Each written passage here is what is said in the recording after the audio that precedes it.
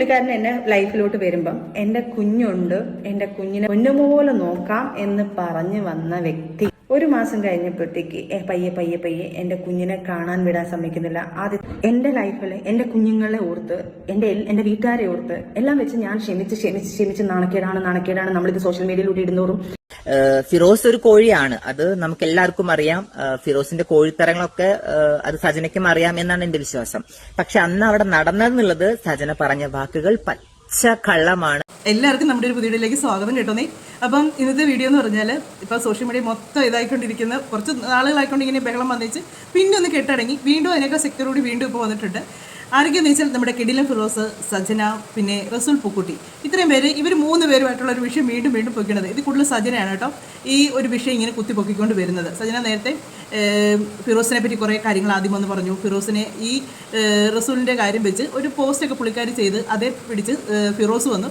ഫിറോസ് അതിനെപ്പറ്റി പറഞ്ഞു, കർമ്മ ഇത് നേരത്തെ കാര്യങ്ങളായിരുന്നു, ഇതൊക്കെ ഞാൻ അറിഞ്ഞിരുന്നു എന്നൊക്കെ. അതുകൊണ്ടാണ് ഇവരുടെ ബന്ധത്തിന് പ്രശ്നങ്ങളുണ്ടാകാൻ കാരണമെന്നാണ് ഫിറോസ് പറഞ്ഞു വന്നത്.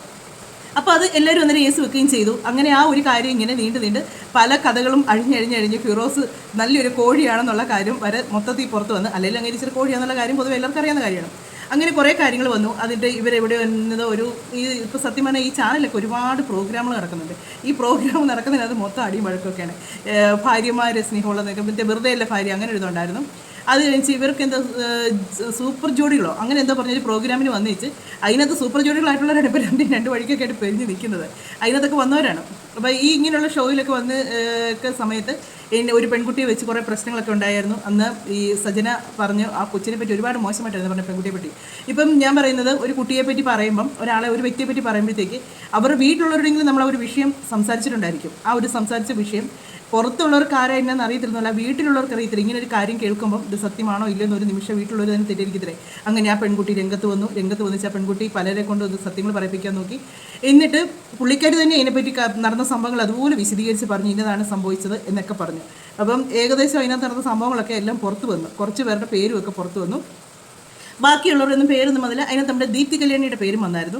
അന്ന് നടന്ന സംഭവത്തിൻ്റെ സത്യാവസ്ഥ എന്നാന്നും പറഞ്ഞിട്ട്. അപ്പോൾ ദീപ്തി കല്യാണി അതിൻ്റെ സത്യാവസ്ഥ പറയാനായിട്ട് വന്നിട്ടുണ്ടായിരുന്നു. അത് ഞാൻ കാണിക്കാൻ വീഡിയോയിലൂടെ.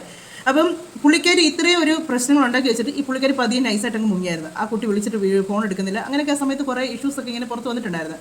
അപ്പോൾ വീണ്ടും വന്നിട്ടുണ്ട് പുള്ളിക്കാരി 9 ആഴ്ച പ്രഗ്നൻ്റ് ആണെന്നും പറഞ്ഞുകൊണ്ട് വീണ്ടും പുതിയ നാടകമായിട്ട് വന്നിട്ടുണ്ട്. ഈ സജനയുടെ കുഴപ്പമെന്ന് പറഞ്ഞാൽ എന്നറിയാം, പുള്ളിക്കാരി ഇങ്ങനെ വന്നൊരു പോസ്റ്റ് ഇട്ടേച്ച് പെട്ടെന്ന് ഇരിച്ച് കഴിയുമ്പോഴത്തേക്ക് അതങ്ങ് റിമൂവ് ചെയ്യും. ഇതാണ് കാണിക്കുന്നത്. കാര്യം എടുക്കാനുള്ളവരൊക്കെ എടുത്തോ, നിങ്ങൾ റിയാക്ട് ചെയ്തോ എന്നും പറഞ്ഞു. പുള്ളിക്കാരിക്ക് ഇത് റിയാക്ട് ചെയ്യുക തന്നെ വേണം. അതിനുവേണ്ടിയാണ് പുള്ളിക്കാരി ഈ പോസ്റ്റ് കൊണ്ടുവന്ന് ഇടുന്നത്.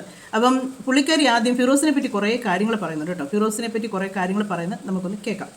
പുള്ളിക്കാരൻ എന്നെ ലൈഫിലോട്ട് വരുമ്പം എൻ്റെ കുഞ്ഞുണ്ട്, എൻ്റെ കുഞ്ഞിനെ പൊന്നുപോലെ നോക്കാം എന്ന് പറഞ്ഞു വന്ന വ്യക്തി ഒരു മാസം കഴിഞ്ഞപ്പോഴത്തേക്ക് പയ്യെ പയ്യെ എൻ്റെ കുഞ്ഞിനെ കാണാൻ വിടാൻ സമ്മതിക്കുന്നില്ല. ആദ്യത്തെ മാസം ആയതുകൊണ്ട് കുറച്ച് നാൾ എൻ്റെ വീട്ടുകാർ പറഞ്ഞു പുതുമുടി ആയതുകൊണ്ട് ഒന്ന് മാറ്റി നിർത്താം, കുഞ്ഞുങ്ങളെ ഞങ്ങൾ നോക്കാം, നിങ്ങൾ പോയി വന്ന് കണ്ടുകൊണ്ടിരിക്കും, കുറച്ച് കഴിയുമ്പോൾ നമ്മൾ കുഞ്ഞിനെ തന്നുവിടാന്ന് പറഞ്ഞു. അപ്പൊ തന്നെ ഞങ്ങളുടെ ലൈഫിൽ തുടക്കത്തിൽ തന്നെ ഒരു ചെറിയൊരു പ്രശ്നം മുളച്ചു കഴിഞ്ഞു.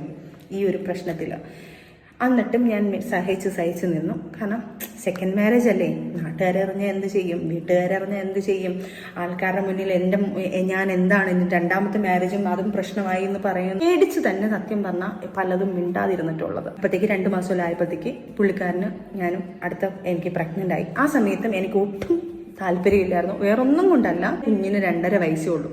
ആ സമയത്ത് എനിക്ക് രണ്ടാമതൊരു കുഞ്ഞെന്ന് പറയുമ്പം അവൾക്ക് കൊടുക്കുന്ന ഒരു കുറച്ചുകൂടെ ആയിക്കഴിഞ്ഞാൽ ഒരു 5 വയസ്സൊക്കെ ആയിക്കഴിഞ്ഞാൽ ഒരു കുഞ്ഞുണ്ടാവുന്ന എന്നുള്ളത് പറഞ്ഞാൽ സജിന ഇതിനകത്ത് പറയുന്ന കാര്യങ്ങൾ ഫിറോസ് ആ കുഞ്ഞിനോട് 2.5 വയസ്സുള്ള ഒരു കൊച്ചിനോട് കാണിച്ച രീതിയാണ് പറയുന്നത്.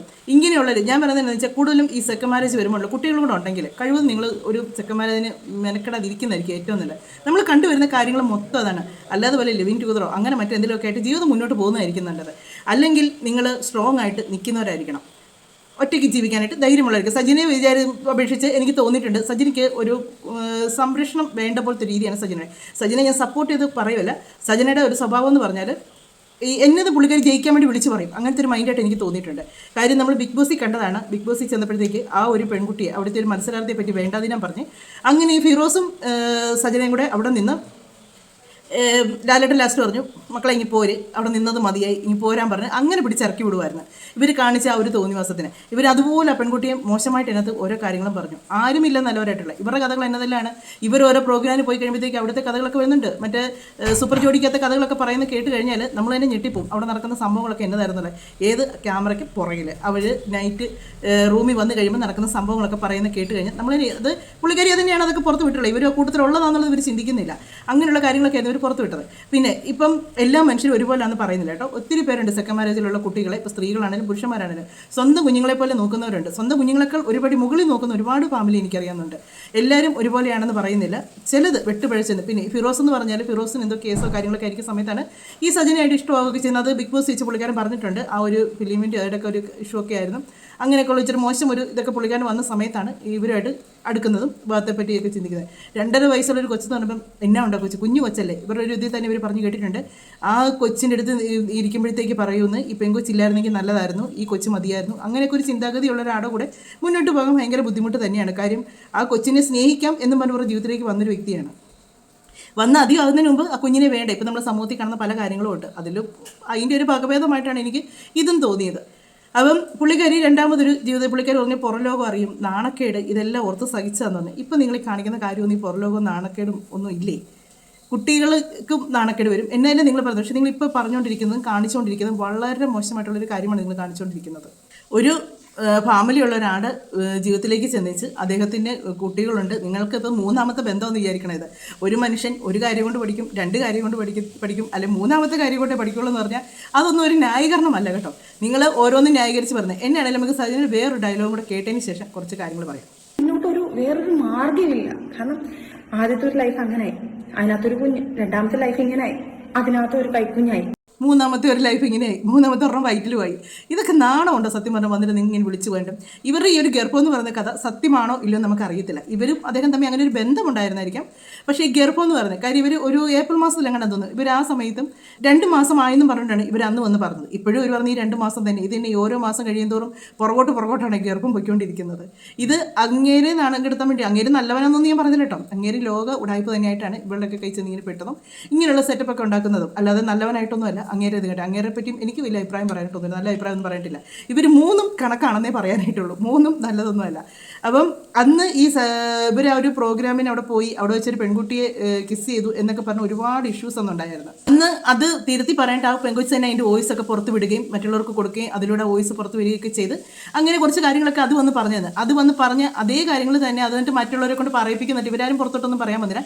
പക്ഷേ അതിൻ്റെ സത്യാവസ്ഥ പറയാനായിട്ട് വന്ന ഒരാളുണ്ടായിരുന്നു, ദീപ്തി കല്യാണി. പുള്ളിക്കാരി വന്നത് പുറത്ത് അതിൻ്റെ സത്യാവസ്ഥ പറഞ്ഞിട്ടുണ്ടായിരുന്നു കേട്ടോ. അത് ആ പെൺകൊച്ച് പറയുന്ന അതേ കാര്യങ്ങൾ തന്നെയാണ് ദീപ്തി കല്യാണി പറയുന്നത്. അന്ന് അവിടെ നടന്ന സംഭവത്തെ പറ്റി പറയുന്നത്. ഈ സജന അവിടെ നിന്ന് ആ കൊച്ചിനെ എത്ര മോശമായിട്ടാണ് പറഞ്ഞതെന്നറിയാം. ഒരു വീഡിയോ വന്നിച്ച് ആ കൊച്ചിനെ എത്ര മോശമായിട്ട് സ്വന്തം ഇതിനു വേണ്ടി ഇവർ കാണിക്കുന്ന മൊത്തവും തോന്നിവാസങ്ങളാണ്. എന്നിട്ട് തെറ്റ് ചെയ്യാത്ത ഒരാളുടെ മേത്ത് ഭർത്താവിനെ കുറ്റക്കാരനാക്കാൻ വേണ്ടി ആ കൊച്ചിനെ കൂടിയിട്ട് അതിനെ കരിവാരിത്തേക്കും കൂടി ചെയ്തിരിക്കുന്നു. ഈ സ്വന്തം ഭർത്താവ് ലോക കോഴിയാണെന്ന് ഇവർക്കറിയാം.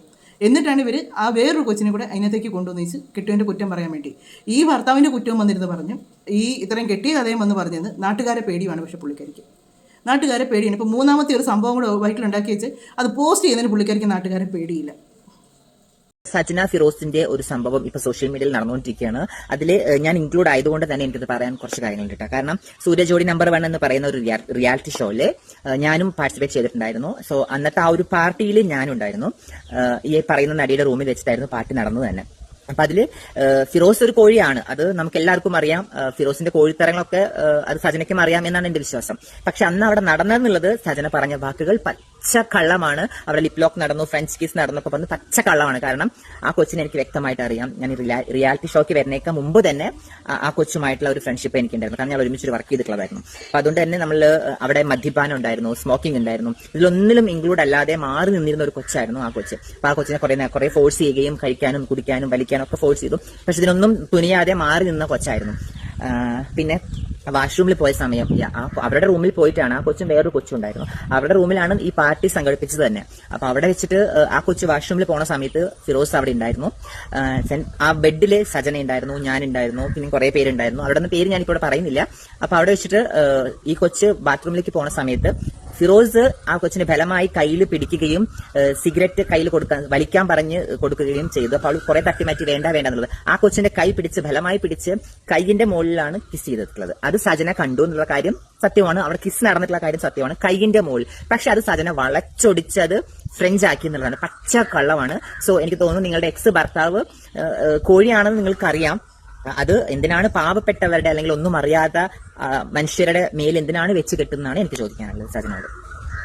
പറഞ്ഞ കാര്യം തന്നെയാണ് അന്ന് ആ പെങ്കൊച്ചും പറഞ്ഞത്. അപ്പം ഇതിൽ ആരെ കള്ളത്തരം പറഞ്ഞെന്നുള്ളത് നമുക്ക് ഉറപ്പായി. അതുകൊണ്ടാണ് ഞാൻ പറയുന്നത് ഈ പുള്ളിക്കാരുടെ ഗർഭം തന്നെ സത്യമാണോ അറിയത്തില്ല. ഇതിപ്പോൾ പല കഥകൾ വരുന്നുണ്ട്, കോടികൾ ആവശ്യപ്പെട്ടിട്ടുണ്ട് ഈ ഒരു കാര്യത്തിന് വേണ്ടി എന്നൊക്കെ പറഞ്ഞ് വരുന്നുണ്ട്. നാണം അങ്ങനെയാണെങ്കിൽ എന്നാണ് ഞാൻ പറയുന്നത്. അങ്ങനെയാണോ ഇല്ലെന്ന് എനിക്ക് ഉറപ്പില്ല, എങ്കിലും ഞാൻ പറയാം അങ്ങനെയാണെങ്കിൽ നാണമില്ലേ എന്നാണ് ഞാൻ ചോദിക്കുന്നത്. നിങ്ങൾക്ക് ശകലം പോലും ഉളുപ്പില്ലേ എന്നാണ് ചോദിക്കുന്നത്.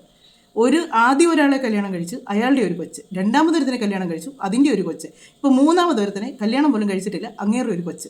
ഒന്ന് ഓർത്ത് വയ്ക്കുക. അപ്പോൾ നിങ്ങൾ പാവമാണെന്ന് പറയാൻ ആർക്കെങ്കിലും പറ്റുമോ? നിങ്ങളുടെ വർത്തമാനത്തിൽ നിങ്ങൾ ഭയങ്കര നിഷ്കളങ്കയായിട്ടാണ് പറയുന്നത്. പക്ഷെ നിങ്ങളൊരു പാവമെന്ന് ആർക്കും പറയാൻ പറ്റത്തില്ല. ഒരു മനുഷ്യന് ആദ്യം ഓക്കെ അബദ്ധം പറ്റി, രണ്ടാമതും അതും അബദ്ധം പറ്റി, മൂന്നാമതും പോയി പണി കാണിക്കുന്നതിന് അബദ്ധം എന്നല്ല പറയുന്നത്, നല്ല തല്ലിൻ്റെ കുറവെന്നാണ് പറയുന്നത്. എന്നിട്ട് നിങ്ങൾക്ക് നാട്ടുകാരറിയുന്നൊരു സങ്കടം. നാട്ടുകാരറിഞ്ഞാൽ എന്നാ പറയും? നാട്ടുകാരെടുത്ത് നിങ്ങൾ ഈ പോസ്റ്റ് ചെയ്തൊന്നും നാട്ടുകാരുണ്ടില്ലേ? പുള്ളിക്കാരി ഇടയ്ക്ക് ഇന്നാളും ഇതുപോലെയാണ് വന്നേച്ചെന്ന് പറഞ്ഞിട്ട് പുള്ളിക്കാരി പറഞ്ഞു ഞങ്ങൾ തമ്മിൽ അങ്ങനെയല്ല, അങ്ങനെ ഉണ്ടേ തന്നെ നിങ്ങൾക്കെന്നാ എന്ന് പറഞ്ഞ ഡയലോഗ് അടിച്ചത്. അങ്ങനെ ഉണ്ടേ തന്നെ നിങ്ങൾക്ക് എന്നാന്ന് ചോദിച്ചാൽ സോഷ്യൽ മീഡിയ കൊണ്ട് നിട്ട് കഴിയുമ്പോൾ ആൾക്കാരത് വിമർശിക്കും, അത് ഉറപ്പുള്ള കാര്യമാണ്. അതിന് നിങ്ങൾക്ക് എന്നാ എന്ന് ചോദിക്കണമെങ്കിൽ നിങ്ങൾ നിങ്ങളുടെ പേഴ്സണലായിട്ടുള്ള കാര്യങ്ങൾ നിങ്ങളുടെ വീട്ടിൽ ഇരുന്ന് നിങ്ങൾ ഫോണിൽ അങ്ങോട്ടും ഇങ്ങോട്ടും സംസാരിച്ച് തീർക്കണം. അതാണ് ചെയ്യേണ്ടത്. സോഷ്യൽ മീഡിയ കൊണ്ട് ഇടുമ്പോഴത്തേക്ക് അതെല്ലാവരും എടുത്ത് വെച്ച് പ്രതികരിക്കാൻ തുടങ്ങും. അത് ആരുടെ വിഷയമാണെങ്കിലും അങ്ങനെ തന്നെയാണ് സംഭവിക്കുന്നത്. അപ്പം ഇതിനകത്ത് വന്നേച്ച് കുഞ്ഞുങ്ങളെ ഓർത്ത് സഹിച്ചു എടുത്തു എന്നൊക്കെ പറഞ്ഞാൽ യാതൊരു കാര്യമില്ല. ചുമ്മാ നിങ്ങൾ പറയുന്ന എന്നുള്ളത് കേൾക്കുമ്പോൾ തന്നെ മനസ്സിലാവും നിങ്ങളുടെ ലക്ഷ്യം ഒന്നെങ്കിൽ പണമാണ്, ഇല്ലെങ്കിൽ അങ്ങേരുടെ കൂടെ നിങ്ങൾക്ക് ജീവിക്കുക, അതാണ് നിങ്ങൾ ഉദ്ദേശിച്ചിരിക്കുന്നത്. എന്നാണെങ്കിലും ഒരുമാതിരി നാറിയ കേസ് കേട്ടെന്നേ പറയാൻ പറ്റത്തുള്ളൂ. അല്ലാതെ സ്വന്തം ഭർത്താവിൻ്റെ കുറ്റം വന്ന് സോഷ്യൽ മീഡിയ പറഞ്ഞ് വൃത്തികേടുകൾ പറഞ്ഞു. ഭർത്താവ് മോശമൊന്നുമല്ല, അങ്ങേരെ അതിനപ്പുറമാണ് അങ്ങേരും വന്ന് പറഞ്ഞിട്ടുള്ളത്. രണ്ടു കൂട്ടരും അങ്ങോട്ടും ഇങ്ങോട്ടും ചെളിവാരി എറിയുന്നുണ്ട്. ഇതെല്ലാം പറഞ്ഞു വെച്ച് നിങ്ങൾ ഈ ഒരു പണി കാണിക്കാതിരുന്നെങ്കിൽ നിങ്ങളുടെ കൂടെ കുറച്ചേലും ഓഡിയൻസ് നിന്നായിരുന്നു നിങ്ങളുടെ കൂടെ. കാര്യം നിങ്ങൾ എന്നിൽ ഒരു നേര് നെറി ഉണ്ടെന്ന് മനുഷ്യർ വിശ്വസിച്ചായിരുന്നേ. നിങ്ങൾ പറയുന്നുണ്ടല്ലോ ഇപ്പോൾ ഈ ഒരു സോഷ്യൽ മീഡിയ കൊണ്ട് നിങ്ങൾ ഇങ്ങനെ ഒരു പോസ്റ്റ് ഇട്ടേക്കുന്നത്, അങ്ങേര് ശരിയല്ല. റസൂൽ എന്ന് പറഞ്ഞ പുള്ളിക്കാരൻ അങ്ങേര് ശരിയൊന്നുമല്ല, അങ്ങേര് മോശക്കാരൻ തന്നെയാണ്. പക്ഷെ അങ്ങേർക്ക് ഒരു ഫാമിലി ഇല്ലേ? അദ്ദേഹത്തിൻ്റെ ഭാര്യ എന്തോ സുഖമില്ലാതെ എന്താന്നൊക്കെ പറഞ്ഞ് ഇതേ സംബന്ധിച്ചാണെന്നും പറയുന്നുണ്ട്. അദ്ദേഹത്തിന് 2 കുട്ടികളില്ലേ? ആ കുട്ടികൾക്ക് വെളിയിൽ ഇറങ്ങി നടക്കണ്ടേ? നിങ്ങൾ ഈ ഓരോ കഥകളും ഇങ്ങനെയുള്ള ഈ തോന്നിവാസങ്ങളും കാണിക്കുമ്പോൾ ഇനി നിങ്ങൾ അങ്ങനെ പ്രഗ്നൻ്റ് ആണെങ്കിൽ പോലും നിങ്ങൾക്ക് അദ്ദേഹവുമായിട്ട് മാത്രം സംസാരിച്ച് നിങ്ങൾക്ക് പ്രശ്നം തീർക്കാം. നിങ്ങൾ ഒറ്റയ്ക്ക് ജീവിക്കണമെന്നോ അല്ലെങ്കിൽ നിങ്ങൾ ഇനി പെറാൻ പാടില്ലെന്നോ എന്നൊന്നും ആരും പറയുന്നില്ല. നിങ്ങൾക്ക് ഇനി എത്ര വേണമെങ്കിലും പ്രസവിക്കാം, 6 വേണമെങ്കിലും കുഞ്ഞുങ്ങളെ പ്രസവിക്കാം. പക്ഷേ സോഷ്യൽ മീഡിയ വന്നേച്ച് ഇതെല്ലാം പോസ്റ്റ് ചെയ്യുകയും ഈ മാതിരി തോന്നിയാസങ്ങൾ കാണിക്കുകയും ചെയ്തിട്ട് പിന്നെ ഒരു നല്ല പിള്ള കളിക്കലുണ്ട്, ഭയങ്കര നല്ല പിള്ള കളിക്കലുണ്ട്. ഇതൊന്നും നിങ്ങളെ ആരെയും ബാധിക്കുന്ന കാര്യമല്ല. നിങ്ങളാരും ഇത് അങ്ങനെ പറയേണ്ട, മറ്റേതാണ് മറിച്ചാണ് എന്ന് പറഞ്ഞ് കുറേ ഡയലോഗ് കൊണ്ട് നിങ്ങൾ വരാറുണ്ട്. അതാണ് നിങ്ങളെ ഏറ്റവും മോശമാക്കുന്ന ഒന്നും കൂടെ. എന്നാണ് നമുക്ക് റസൂൽ പൂക്കുട്ടി പറയുന്ന കാര്യങ്ങൾ നമുക്കൊന്ന് കേട്ട് നോക്കാം. പുള്ളിക്കാരൻ കുറച്ച് കാര്യങ്ങൾ പറയുന്നുണ്ട്.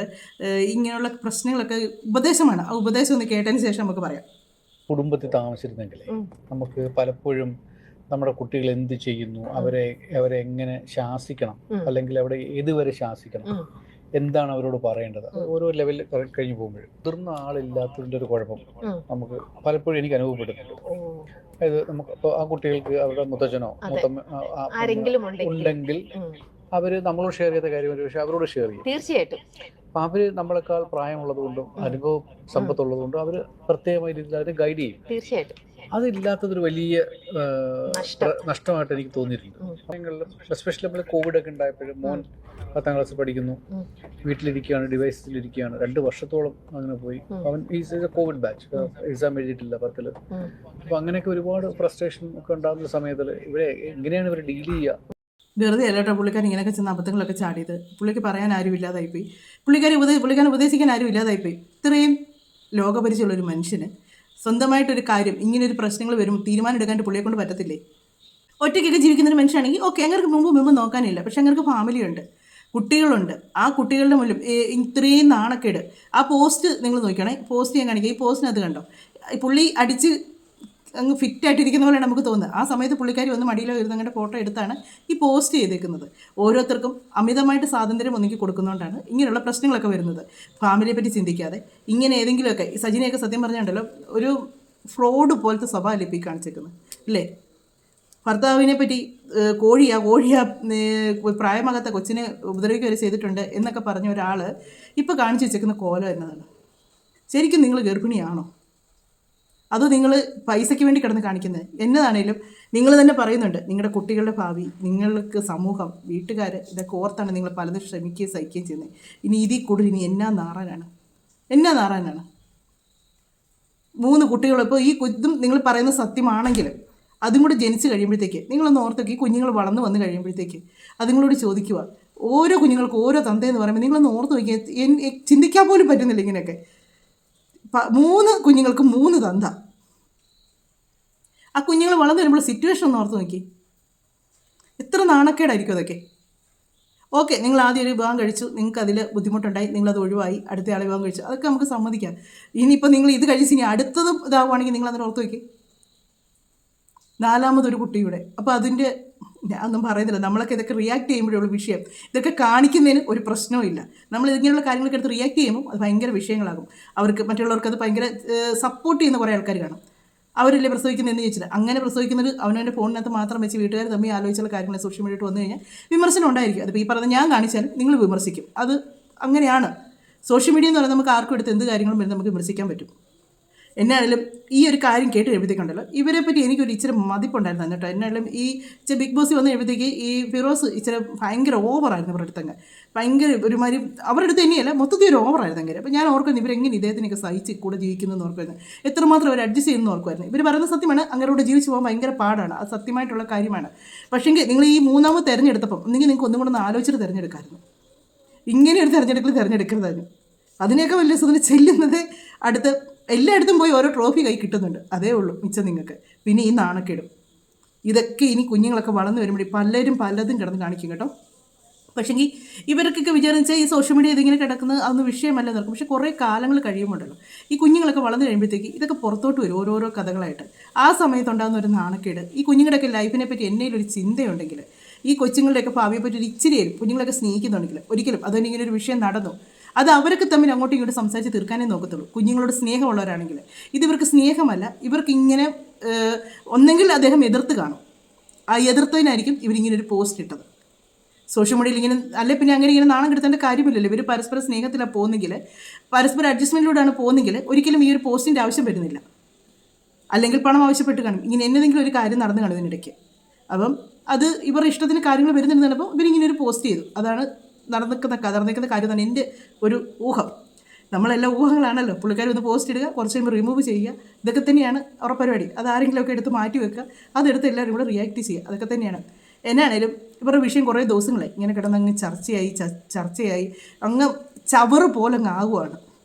ഇനിയെങ്കിലും നിങ്ങൾക്കൊരു ഇച്ചിരിയെങ്കിലും അഭിമാനം ഉണ്ടെങ്കിൽ നിങ്ങൾ ഈ കാര്യങ്ങളൊക്കെ വന്ന് ഇങ്ങനെ വിളിച്ച് പോയി നടക്കാതെ നിങ്ങൾ തമ്മിൽ തീർക്കുക നിങ്ങളുടെ പ്രശ്നങ്ങൾ.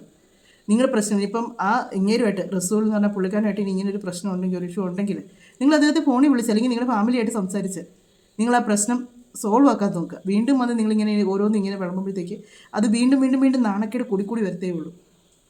എന്നാണേലും മറ്റൊരു വീഡിയോയിലൂടെ മറ്റു കാര്യങ്ങളൊക്കെ ആയിട്ട് നമുക്ക് കാണാം.